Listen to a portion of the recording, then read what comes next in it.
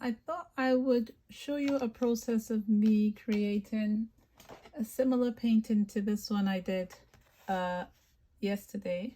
So I'm going to show you how I went about doing that. So first of all, I have like my piece of paper here, and then I kind of sketched out a horse on it. So I went ahead and just was very loose. Sometimes I use my left hand even and just sketch out a horse. And it doesn't matter how I do it here because I'm going to be basically cutting this out. So it's just to have a loose drawing of a horse, and then cutting it out. And also using my actual hand to cut out the horse gives it a whole different kind of a look. So I'm not really liking the legs I did there, so I'm just going to take this back a bit until I get a horse that I like the look of. So here is quite high up, so I'm just going to take some of that down, and it's quite a long horse this one looks like. And I've got the tail up here. I'm going to see, not sure about that. I seem to like the tails down, so just like that. So I just draw a horse, and then I'm going to tear that out. So I'll show you the paper I have. This is what it looks like on this side. So when I start tearing the horse out, it's going to look completely different. So I just follow the lines on the back, and you can fine tune it. And what I did with the other one actually was I tore it in a way that the white wasn't showing. Like here, when I've torn that line that's showing there, I didn't want that in my other picture. So I might try doing it. Well, I could try the opposite in this, as I've started doing that.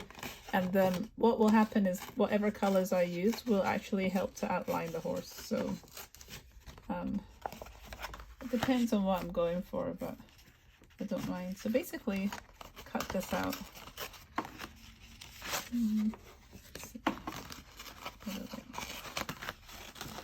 So it takes a bit of doing, or you could use the scissors if you wanted to be quicker with it. But I like this rustic look, so just take your time and tear that.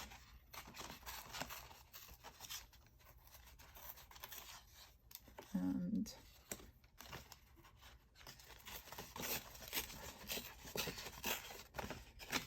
so you can see here that there's some white here and then not on this side. So it's just because I'm trying to quick with it. Let's try not to cut the tail off. And what I've noticed with these as well is that they kind of remind me a little bit of some foxes that I used to do in the past. So I think this would be a great idea for foxes as well. For any further paintings I do in the future for foxes, I think. And then this is also to do with me doing this, because I've not been doing collage for a while, but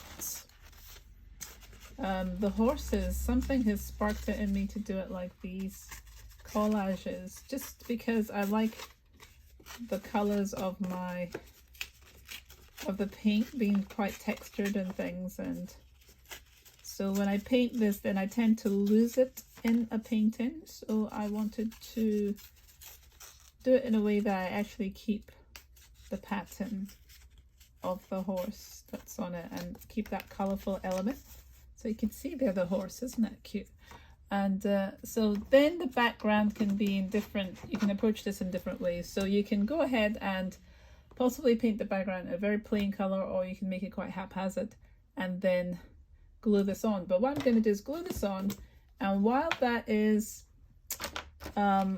drying, I will then go ahead and I'm just going to wet this, and I'm using this my gel medium here, so I'm just gonna start putting it on the back of this one. Sometimes I use really heavy gel medium to do this because it's very strong and it sticks very well, but this is just as good. This is like a medium. I'll just read what it is in a minute, but I don't mind some of this going onto my sketchbook as well. This sketchbook is one you can use acrylic paint on. It's very sturdy. I like the result of it from my last painting. So just turn this around, and then I look at how to place it on the page. I'm trying to think. Just make sure I get all of my little character in. And then just press down, and you kind of also do the gel medium over the collage as well. So put quite a lot on so that it doesn't come off, and then you put quite a lot over it as well. So while this is drying, I am going to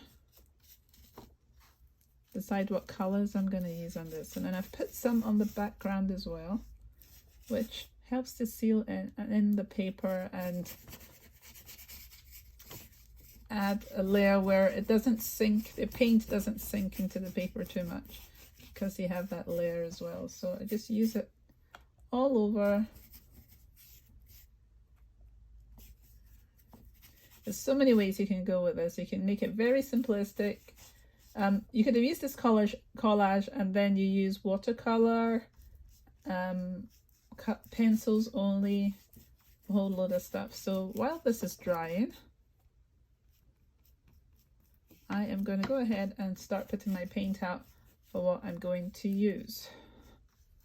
So I'll put my gel away, and you can see straight away got a horse that we can use quite quickly. Next, I'm thinking, right, I like to have my my background on the floor. Sometimes I actually go in and work quite in like a complementary color, like, because so you can see this greens here. It's mostly green, this horse, but I love the textures in it, and that medium I put on it as well will dry. It'll dry clear. So I've just added this cochineal red. I always say this wrong.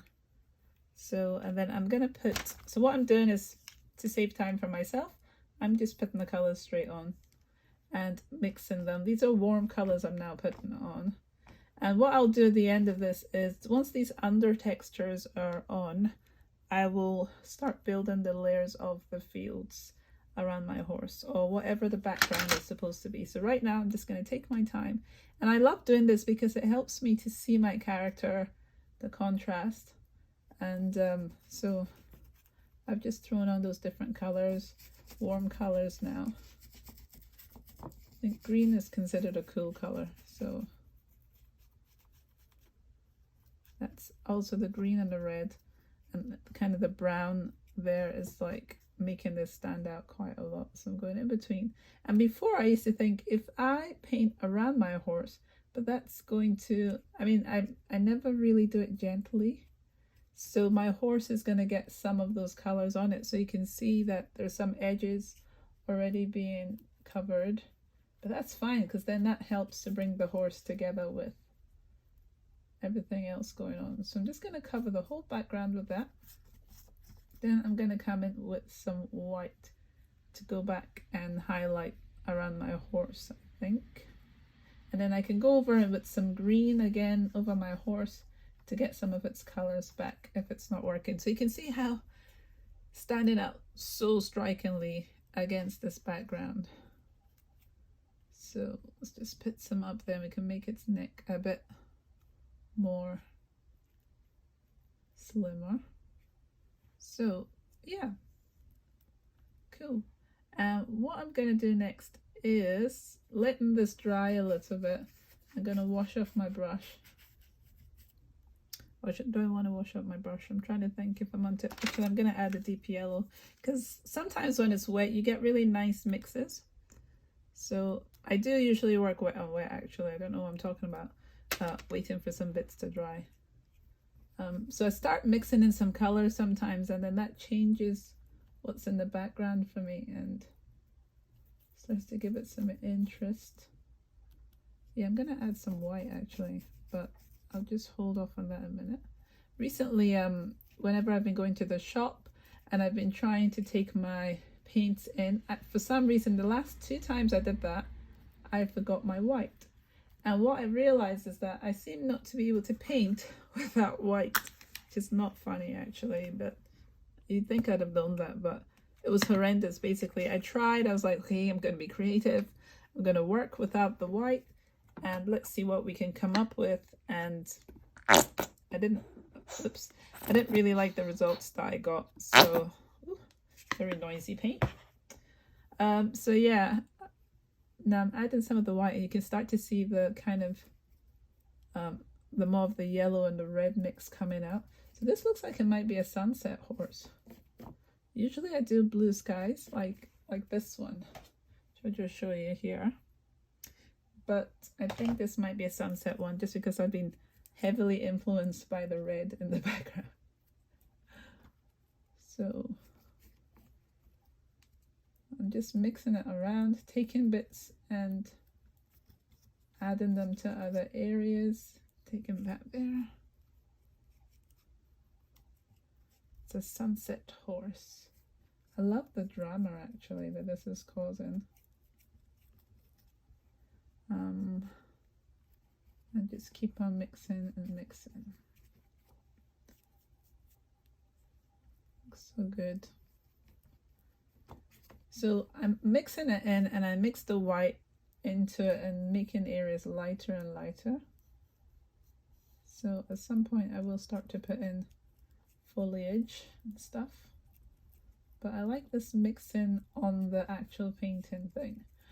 Some artists would rather not mix on the painting, but I like to do that because then I can see different things that could happen doing that. So these areas didn't have as much yellow, so I'm gonna start adding greens in a minute. I like this yellow that's going on here, but some greens. So I'm trying to think what green. I'm just gonna use a mid green here.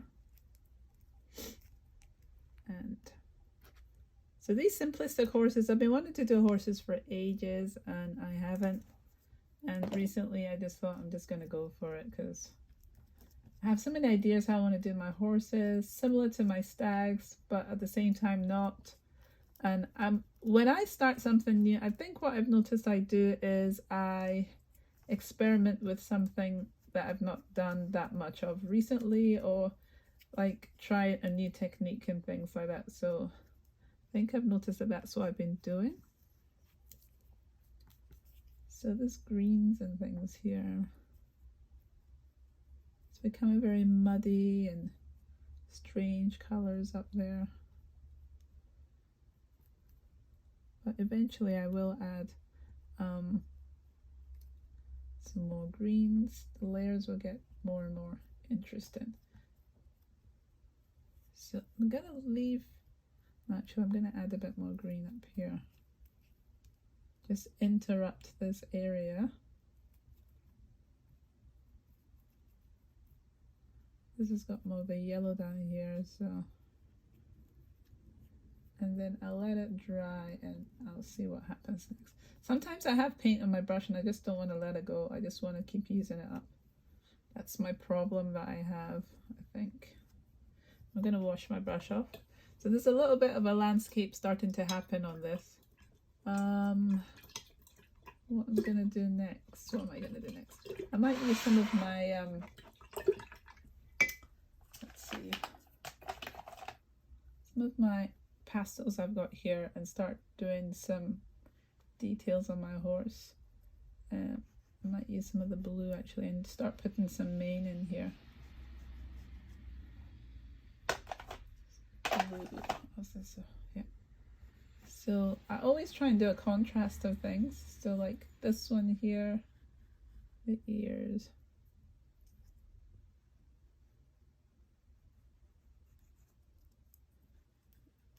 Hair going there. So this was dry now. But I'm still kind of adding it because even with those lines showing the motion, the hair coming onto the horse there. Some in the tail. So you can do so many things. You can just keep going back and forth. And if I was patient enough, I would wait till the horse actually dries, the paint dries. and then you can start adding some things to kind of like some spots on a horse.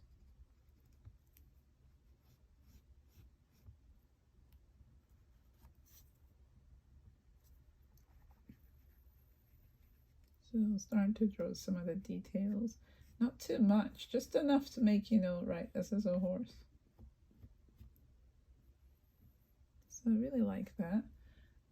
What other colors could I use? It's a chalky pastel. Any chalky pastels. So if I let all of these dry and things, then I can use some other colors in the background and things. I'm actually gonna just cut through with some of this sketching with making some strange lines there. So I can use kind of anything. I could have used something else to kind of draw with this, but I'm using the pastels in case it drew anything into the paint, because it's so thick and it's still sitting on the surface. You can scratch into it like that. So you just do one more detail here.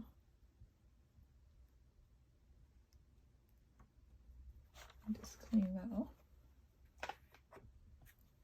Can use something thinner and see if I can make some grass. Just scratching into the surface of the paint. I kind of have this idea of it being very prehistoric, I think, the style, or naive way of creating these horses. And I've been thinking about that for a while, and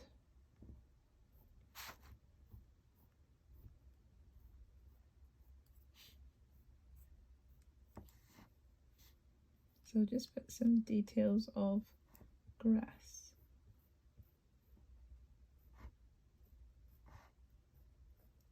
Scratching in while it's still wet.